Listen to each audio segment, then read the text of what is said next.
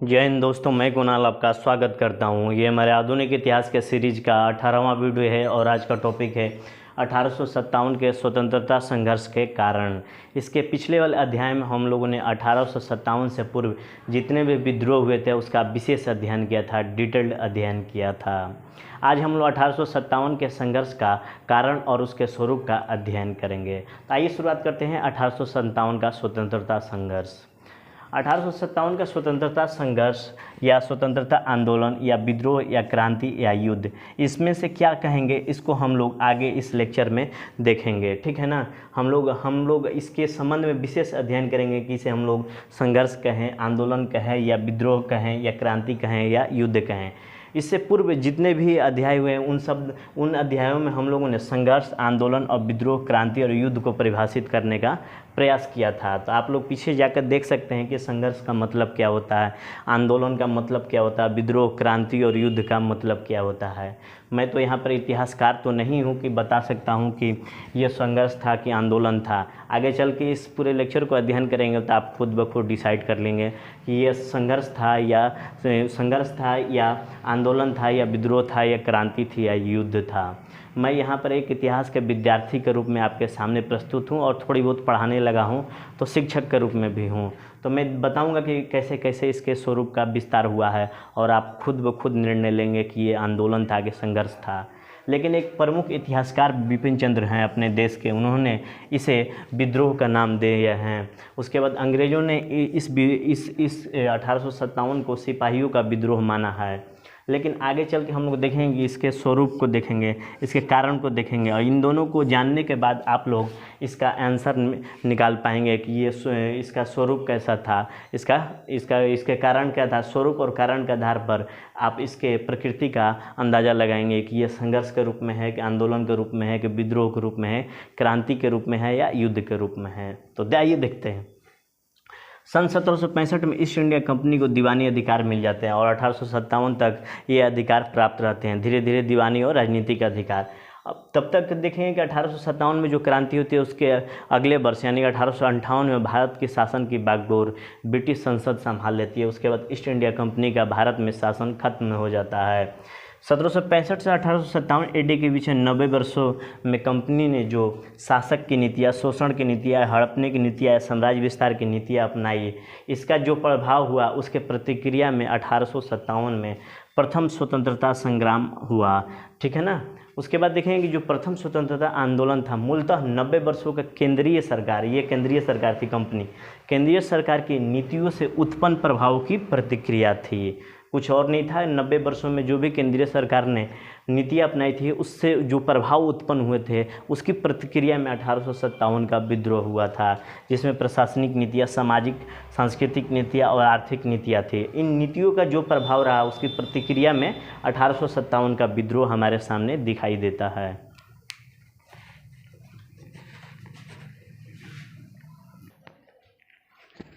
अब देखते हैं कि क्रांति के पीछे कौन कौन से कारक जिम्मेवार थे। तो 1857 के पीछे कंपनी की जो नीतियाँ थी वो स्वतंत्रता संघर्ष यानी 1857 के स्वतंत्रता संघर्ष के पीछे कारण में से एक मौजूद था, ठीक है ना। तो क्रांति के पीछे देखें तो आर्थिक, सामाजिक, सांस्कृतिक और राजनीतिक कारण होते हैं। ये जो होते हैं आर्थिक, सामाजिक, सांस्कृतिक और राजनीतिक चीज़ें, जीवन की इमारत इसी पर खड़ी होती है, इन पर ही जीवन की इमारत खड़ी होती है। इस वजह से अगर हस्तक्षेप होगा, इसमें जो नीतियाँ आएगी जो व्यक्ति को परेशान करेगी तो क्रांति उत्पन्न होगी। जैसे कि हम देखेंगे कि इन चीज़ों में आर्थिक, सामाजिक, सांस्कृतिक और राजनीतिक नीतियों में हस्तक्षेप होने से व्यक्ति का जीवन अस्त व्यस्त हुआ। तो इस वजह से देखेंगे कि रशियन क्रांति, फ्रेंच क्रांति और चाइनीज क्रांति होता है। ये तीनों क्रांतियाँ अलग अलग जगह पर थी, अलग अलग स्थान पर थी, अलग अलग समय पर थी, लेकिन इसके पीछे कारणों को देखें तो आर्थिक, सामाजिक, सांस्कृतिक और राजनीतिक कारण ही रहे हैं, क्योंकि ये जीवन के इमारत हैं, ये जीवन की इमारत इसी पर खड़ी होती है, ये जीवन के आधार हैं। सबसे पहले देखते हैं आर्थिक कारण जिसमें बहुत ज़्यादा शोषण किया गया। पिछले वाले अध्याय में हम लोगों ने देखा था कंपनी की आर्थिक नीतियाँ और लगान पद्धति हम लोगों ने डिटेल अध्ययन किया था, लेकिन यहाँ पर थोड़ा सा उस चीज़ों को रिवीजन कर लेंगे और यहाँ पर थोड़ा सा एक्स्ट्रा पॉइंट भी मिलेगा पिछले वाले से। तो आप पीछे और आज वाले को दोनों को मिला के पढ़ेंगे तो आपको संपूर्ण नॉलेज हो जाएगा और बहुत सारे पॉइंट मिलेंगे। ये सबसे बड़ा कारण था क्रांति के पीछे। इससे बड़ा तबका परेशान था, जिसके अंतर्गत किसान, जमींदार और दस्तकार तीनों का तीनों वर्ग बहुत ज़्यादा परेशान हो गया। इनकी नीतियाँ थी, कंपनी की नीतियाँ जो थी वो शोषणकारी थी। किसानों का ज़बरदस्त शोषण किया गया लगान में वृद्धि करके। जैसे कि देखें कि किसान लगान बहुत ज़्यादा, जैसे किसानों पर बहुत ज़्यादा लगान का बोझ डाल दिया गया और किसान लगान नहीं दे पाया तो किसान अपनी ज़मीन बेचेगा किसके पास? सूदखोर और महाजनों के पास अपनी ज़मीन था वो गिरवी रखेगा, ठीक है ना। तो ये सूदखोर और महाजन क्या करेंगे, जितने पैसे देंगे ज़मीन के बदले, उसके बदले तो शुद्ध तो लेंगे ना, यानी कि ब्याज भी लेंगे। यानी कि ये जो सूदखोर और महाजन हैं, जो सूदखोर और महाजन किसानों को जो रुपए दिए थे, पैसे दिए थे, उसके बदले ब्याज लेंगे। अगर ब्याज समय पे नहीं दे पाया किसान तो उसे अपनी ज़मीन से हाथ धोना पड़ता था। इस तरह हम देखते हैं कि ज़मीन जो थी संपत्ति के रूप में बदल गई और इस वजह से क्या हुआ कि पूरी की पूरी ग्रामीण अर्थव्यवस्था चरमरा कर टूट गई, ठीक है ना।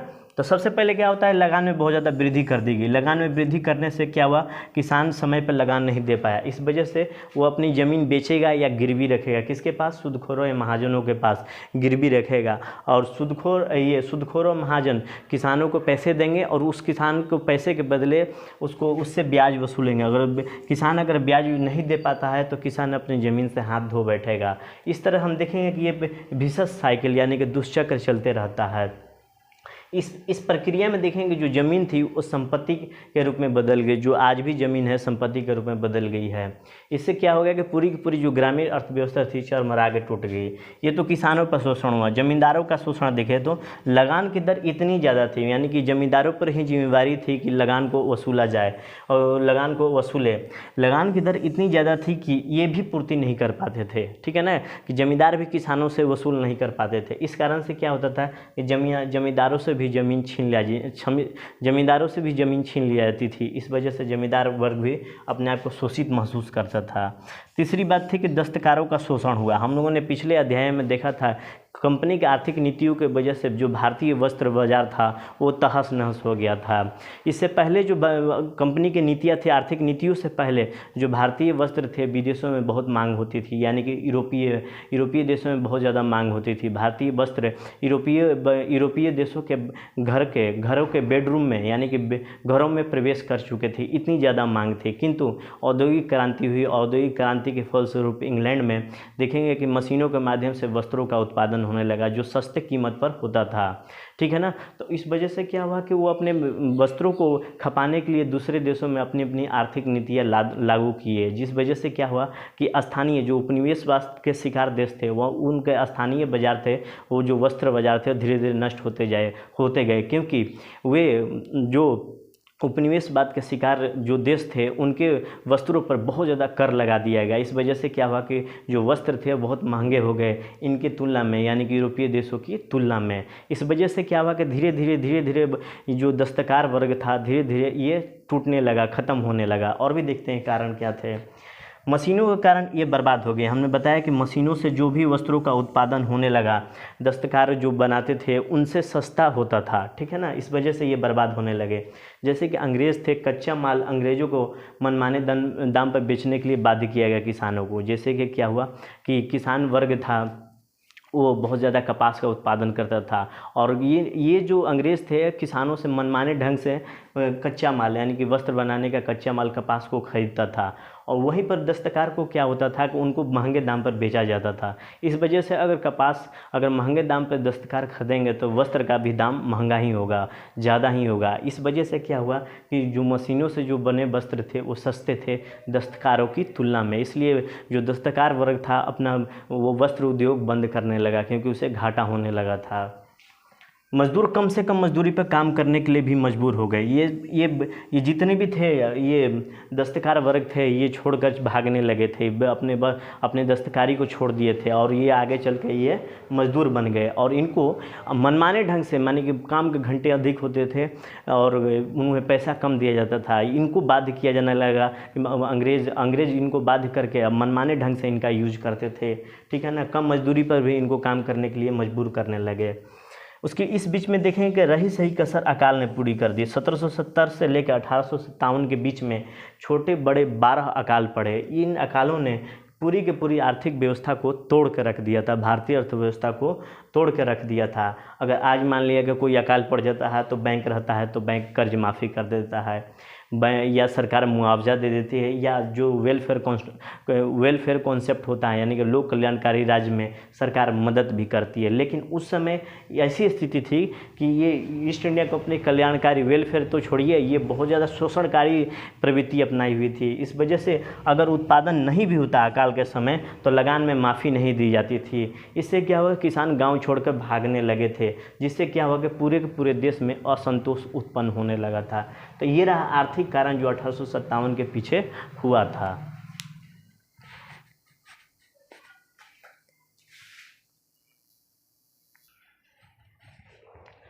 ब्रिटिश कंपनी की नीतियों के अंतर्गत हम लोग देख रहे थे कि उनमें बहुत ज़्यादा ब्रिटिश जो अधिकारी थे बहुत ज़्यादा भ्रष्ट थे।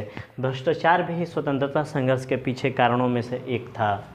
ईस्ट इंडिया कंपनी के कर्मचारी भयानक किस्म के भ्रष्ट थे। ये लूट करने के इन्हें लाइसेंस प्राप्त था, जिसके अंतर्गत अधिकारी, पुलिस और निचली अदालतों में एक नेक्सस देखने को मिलता है, एक गुटबाजी देखने को मिलता है। इस तरह हम देखेंगे कि पुलिस को जनता कोड़ जैसी समझने लगी थी। जो जनता थी पुलिस को कोड़ जैसे समझने लगी थी। कारण देखते हैं, लगान वसूलना है तो लगान वसूलने के लिए क्या होता था, जो अधिकारी थे मारपीट करते थे। ये अधिकारी क्या करते थे, मारपीट करते थे।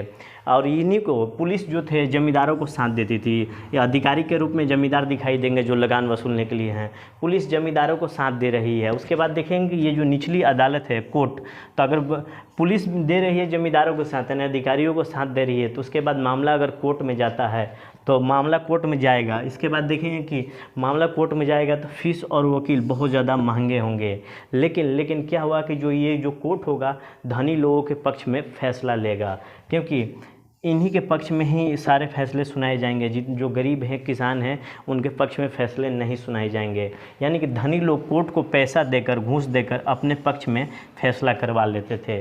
तो ये देखिए कि लगान वसूलने के लिए अधिकारी, पुलिस और निचले वर्गों में एक नेक्सस देखने को मिलता है, एक नेटवर्क देखने को मिलता है, जहाँ पर अधिकारी क्या करते हैं, घूस लेने के लिए मारपीट करते हैं। उसके बाद जब अगर मामला पुलिस में पहुँचता है तो जो अधिकारी हैं, चाहे जो जमींदार हैं, जमींदारों को पुलिस साथ दे रही है। उसके बाद अगर मामला कोर्ट में पहुंचता है तो कोर्ट भी बहुत ज़्यादा महंगा है, क्योंकि वहाँ पर फीस देना पड़ता है वकीलों को, ठीक है ना। तो गरीब आदमी तो दे नहीं पाता है। इस वजह से क्या होता है कि जो धनी वर्ग के लोग हैं अपने पक्ष में फैसला करवाने के लिए कोर्ट में भी घूस देते हैं, जिससे फैसला उन्हीं के पक्ष में आ जाता है। तो इस तरह से देखते हैं कि लगान वसूल करने के लिए कितनी क्रूर पद्धति अपनाई जाती है। इस तरह देखते हैं कि जो ईस्ट इंडिया कंपनी थी एक भयानक किस्म की भ्रष्ट व्यवस्था थी। नीचे के लोगों का रखवाला कोई नहीं था। ये देख लीजिए कि पैसे वाले धनी लोगों को, आज भी हम देखेंगे कोर्ट में पैसे और धनी लोगों का बोलबाला है, निचले लोगों का रखवाला नहीं था। इस भ्रष्टाचार ने लोगों का जीवन दूभर कर दिया था। इस वजह से देखेंगे कि स्वतंत्रता आंदोलन जो हुआ था उसमें सभी वर्ग के लोग शामिल हुए थे। उसके बाद देखेंगे बेरोजगारी जो होती है। अंग्रेज़ों से पहले निजी प्रशासन में कुछ लोग अच्छे पद पे थे। अंग्रेज़ों से पहले अंग्रेज नहीं आए हुए थे या अंग्रेज़ों का शासन स्थापित नहीं हुआ था, तो निजी प्रशासन थी, वहाँ पर वो कुछ लोग बहुत अच्छे पद पे थे। राजा राजवाड़े ख़त्म होने के साथ इनका पद भी ख़त्म हो गया, यानी कि राजा राजवाड़े के अंतर्गत ये काम करते थे और राजा राजवाड़ों को अंग्रेज़ों के अधीन आने से इन पद को भी ख़त्म कर दिया गया। राजा राजवाड़े अंग्रेज़ों के अधीन आए और ये पद भी ख़त्म होता चला गया, तो ये लोग बेरोजगार हो गए, ठीक है ना। तो बेरोजगारी भी मुख्य कारण रही है स्वतंत्रता संघर्ष के पीछे।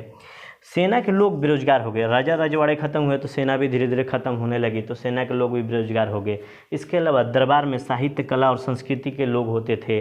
साहित्य, कला और संस्कृति से ज्ञाता या जुड़े लोग, इनका खर्च राजा रजवाड़े चलाते थे। राजा रजवाड़े अंग्रेजों का अधीन आने से ये लोग भी बेरोजगार होते चले गए। इसके अलावा दरबार के अंदर ही धार्मिक गुरु भी होते थे, वे भी बेरोजगार होते चले गए। कुछ व्यवस्थाएं मंदिर और मस्जिद से चलती थी। इन व्यवस्थाओं का संचालन ज़मीन से प्राप्त टैक्स पर होता था, लेकिन अंग्रेज़ों ने ज़मीन से भी टैक्स वसूलना शुरू कर दिया, तो ये लोग भी परेशान रहने लगे। इसके बाद देखेंगे पुजारी और मौलवी लोग बेरोजगार होते चले गए इनके शासनकाल में, क्योंकि ये जो इनकी व्यवस्था थी मंदिर मस्जिद से चलती थी, ये लोग भी बेरोजगार होते चले गए। इस वजह से देखेंगे कि इस वर्ग में भी बहुत ज़्यादा असंतोष उत्पन्न हुआ और 1857 के जो स्वतंत्रता संघर्ष हुआ था, इन वर्गों का भी योगदान रहा है इस संघर्ष में।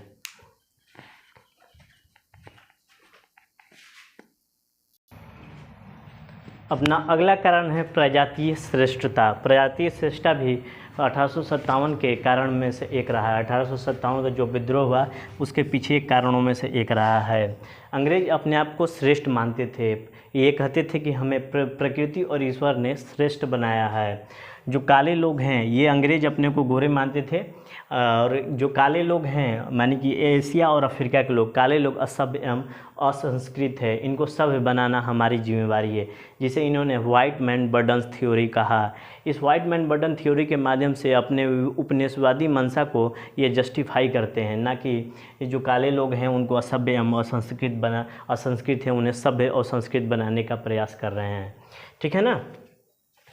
भारतीय जनता के साथ व्यवहार इनका बदतमीजी वाला था। इनके लिए जो क्लब, ट्रेन की बोगियाँ, होटल, मोहल्ले आरक्षित थे। अंग्रेज़ थे, उनके लिए क्लब, ट्रेन की बोगियाँ, होटल और मोहल्ले आरक्षित थे। वहाँ पर भारतीयों का प्रवेश वर्जित था। ऐसा कहा जाता था कि लिखा रहता था कि dogs and Indians are not allowed in क्षेत्रों में। तो देखिए भारतीयों को तुलना कुत्तों से की जा रही है। इसके बाद देखेंगे भाई इस कारण से क्या हुआ कि भारतीय जनता के साथ सामाजिक मेलजोल इन्होंने नहीं रखा। ये इन सब चीज़ों में अगर आरक्षित कर दिया जाएगा तो भारतीय जनता के साथ सामाजिक मेलजोल अंग्रेज़ों ने नहीं रखा। लेकिन ये भारतीय जो जनता थी उसके सांस्कृतिक और सामाजिक मामलों में हस्तक्षेप करती थी, और हस्तक्षेप करते हुए अपने को श्रेष्ठ मानती थी। इस वजह से क्या हुआ कि जनता के मन में बात घर कर गई कि अंग्रेज़ हमारे लिए शुभ चिंतक नहीं हैं। ये इस कारण से क्या हुआ कि जब भी भारतीयों को मौका मिलेगा वो विद्रोह करेंगे ही करेंगे। तो ये भी कारण रहा 1857 के विद्रोह का। इसके अलावा देखते हैं कि अंग्रेज़ों का पराजय। अंग्रेज़ों को भारतीय अपराजय मानते थे, इनको हराया नहीं जा सकता था। इसके पीछे कारणों को देखें तो एंग्लो सिख वार हुआ, एंग्लो मराठा वार हुआ, बैटल ऑफ प्लासी हुआ, एंग्लो मैसूर हुआ और कर्नाटक वार। इन सभी युद्धों में अंग्रेज़ों ने भारतीयों को हरा दिया था। इस वजह से भारतीयों की मानसिकता ऐसी बन गई थी कि अंग्रेज़ अपराजय हैं, ये सच में श्रेष्ठ है। लेकिन इसी क्रम में क्या हुआ कि 1838 और 42 के दौरान प्रथम अंग्रेज़ अफ़गान युद्ध हुआ था। इस युद्ध में अंग्रेज़ों को करारी हार मिली थी। उसके बाद 45 से 49 के बीच अंग्रेज़ों ने पंजाब में युद्ध लड़ा था, वहाँ भी अंग्रेज़ों को बुरी तरह हार का सामना करना पड़ा। उसके बाद 1854 से 56 के बीच में क्रीमियाई युद्ध में भी अंग्रेज़ों की हार हुई थी। इस हार से लोगों के मन में विश्वास पैदा हो गया कि अंग्रेज़ अपराजय नहीं हैं, इन्हें हराया जा सकता है, यानी कि अंग्रेज़ जन्मजात विजेता नहीं हैं। उसके अलावा देखेंगे कि 1855-56 में बिहार और बंगाल के क्षेत्र में संथाल आदिवासियों ने संथाल विद्रोह किया और तीर कमान के माध्यम से अंग्रेज़ों को खदेड़ दिया। भले ही अंग्रेज़ बाद में ये अधिकार कर लिए, लेकिन शुरुआती दौर में तो खदेड़ दो दिया ना। तो इन सब वजहों से लग रहा था कि नहीं, अब अंग्रेज़ अपराजय नहीं है, इन्हें भी हराया जा सकता है। अंग्रेज़ों की पराजय उनके अपराजय होने की भ्रम को समाप्त कर दिया। ये भारतीयों के अंदर नई दृष्टि एवं चेतना विकसित की और इस संघर्ष के लिए प्रेरित भी किया। ठीक है।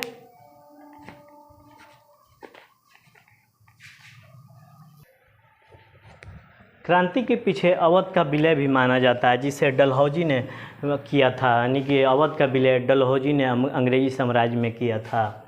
कंपनी की सेना में 75,000 लोग अवध से थे। डलहौजी जब अवध को हड़प लिया तब इस सेना में ज़बरदस्त प्रतिक्रिया हुई, यानी 75,000 लोगों में ज़बरदस्त प्रतिक्रिया हुई, क्योंकि मातृभूमि या प्रांत ब्रिटिश भाग में जाना मनोवैज्ञानिक रूप से इन लोगों को स्वीकार नहीं हुआ। साइकोलॉजिकल रूप से इनकी मातृभूमि जो ब्रिटिश प्रांत में ब्रिटिश हिस्सा में जाना इनको स्वीकार नहीं किया। कर बढ़ाया गया। कुप्रबंधन और जमींदारों के दमन के कारण अवध को हड़प लिया गया। कुप्रबंधन के आधार पर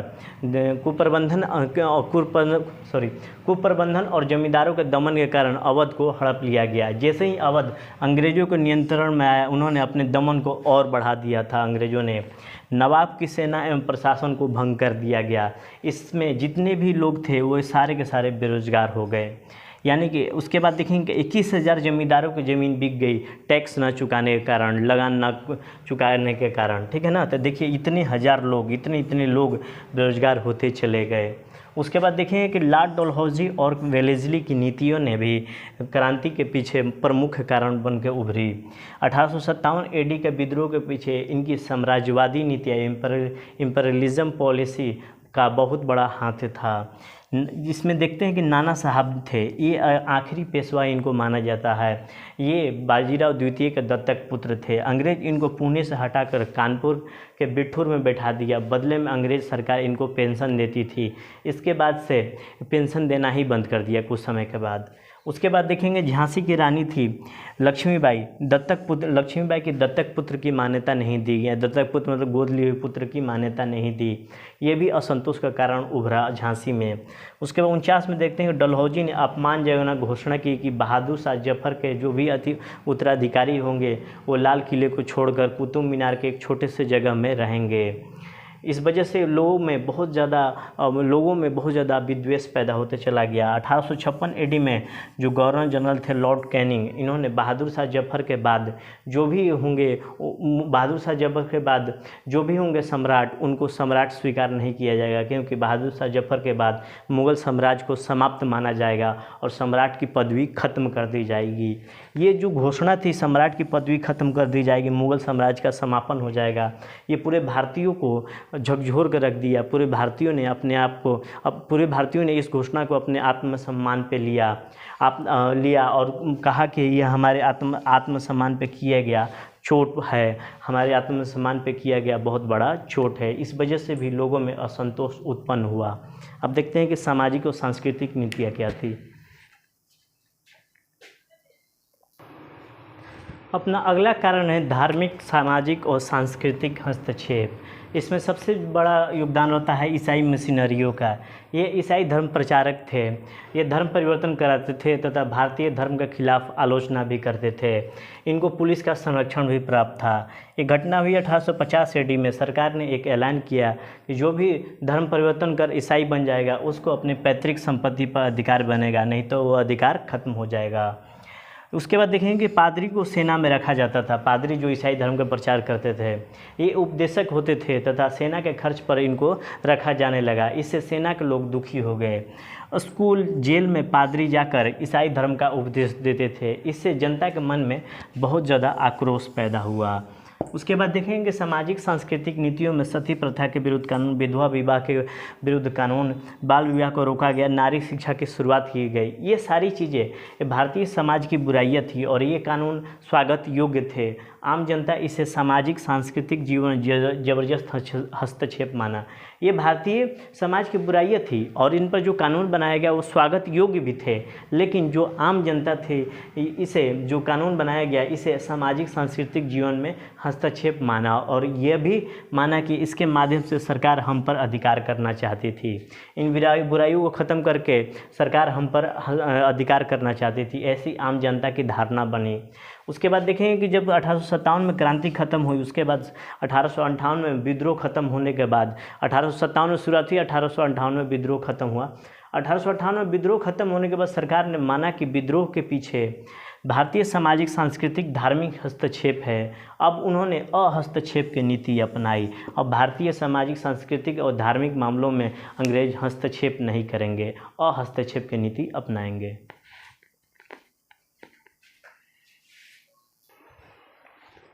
सिपाहियों का असंतोष संघर्ष का कारण बना। जैसे कि ये सैनिक जरूर थे, जो सिपाही थे ये सैनिक जरूर थे, किंतु हमें ये नहीं भूलना चाहिए कि वे वर्दीधारी किसान भी थे। ये सेना में थे, इनका पूरा का पूरा परिवार किसान था, इस वजह से कहेंगे कि ये वर्दीधारी किसान थे। इसका ज़बरदस्त असंतोष इनके मन में था, ठीक है ना। सेना में विभिन्न धर्म के लोग रहते थे, उनके मान्यताओं व चिन्हों का प्रयोग नहीं करने दिया जाता था। जो हिंदू धर्म के थे इनको जातीय चिन्हों का उपयोग नहीं करने दिया जाता था। ये जो मुसलमान थे दाढ़ी नहीं रखने के लिए अलाउ किया गया। जो सिख थे पगड़ी पहनने पर रोक लगा दिया गया। और एक विद्रोह देखते हैं कि बेलूर विद्रोह, जहाँ पर स्थानीय पोशाक या चिन्हों का प्रयोग नहीं करने के कारण सैनिकों का बेलूर विद्रोह हुआ था। इन वजहों से भी सैनिकों के मन में असंतोष उत्पन्न हुआ। 1856 एडी में जो कहा गया कि ज़रूरत पड़ने पर नए भर्ती सिपाहियों को समुद्र पार जाना होगा। उस समय समुद्र पार जाकर सेवा करना की अनिवार्यता बना दी गई। इस कारण से कहा जाता था उस समय कि समुद्र पार जाना धर्म भ्रष्ट माना जाता था, क्योंकि समुद्र पार जाना अधार्मिक क्रिया मानी जाती थी। जब ये सैनिक गांव लौट के आते थे तो इनको अपने जाति, समाज और गांव से निकाल दिया जाता था। इसलिए कहा जाता था कि इसलिए सिपाही समुद्र पार जाना नहीं चाहते थे क्योंकि उनका धर्म भ्रष्ट हो जाएगा। सेना के सिपाही और अधिकारी के बीच बहुत बड़ी खाई थी। जो सेना के सिपाही थे वो भारतीय थे और अधिकारी अंग्रेज थे, इनके बीच बहुत बड़ी खाई थी। इनके साथ बदतमीजी से व्यवहार किया जाता था सिपाहियों के साथ, जबकि यही अधिकारी अंग्रेजी सिपाहियों से तमीज़ के साथ व्यवहार करते थे। भारतीय सिपाहियों के पास बहुत कम सुविधा थी, पदोन्नति के बहुत कम चांसेस थे। केवल ये सूबेदार पद तक ही जा सकते थे और कुछ लोग ही सूबेदार पद तक जा सकते थे। उच्च पदों पर यूरोपीय बैठेंगे, किंतु जो अंग्रेजी सिपाही थे ऊंचे पद पर पदोन्नति के माध्यम से जा सकते थे। सिपाहियों के वेतन की बात करें तो 60 से 70 रुपये था। इस कारण सिपाहियों के मन में बहुत ज़्यादा असंतोष उत्पन्न हुआ। उसके बाद 1856 एडी के आसपास एक और आदेश जारी किया गया कि सिंध और पंजाब में तैनात सैनिकों को विदेशी सेवा भत्ता नहीं मिलेगा। इस कारण वेतन में कटौती हो गई है, ठीक है ना।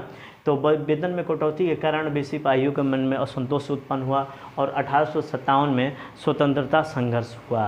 अब अगले अध्याय में हम लोग 1857 के जो भी क्रांति थी उसके तत्कालिक कारणों को जानेंगे, उसके विस्तार को जानेंगे कि 57 का विद्रोह कैसे कैसे पूरे भारत में फैला और उसका पूरे भारत पर क्या परिणाम हुआ, अंग्रेजी ईस्ट इंडिया कंपनी पर क्या परिणाम हुआ, भारतीय समाज और प्रशासन पर क्या प्रभाव हुआ। इस सारी चीज़ों को अगले अध्याय में देखने का प्रयास करेंगे, ठीक है। तो आज भर के लिए इतना ही। आपके सहयोग के लिए धन्यवाद। नमस्कार, जय हिंद।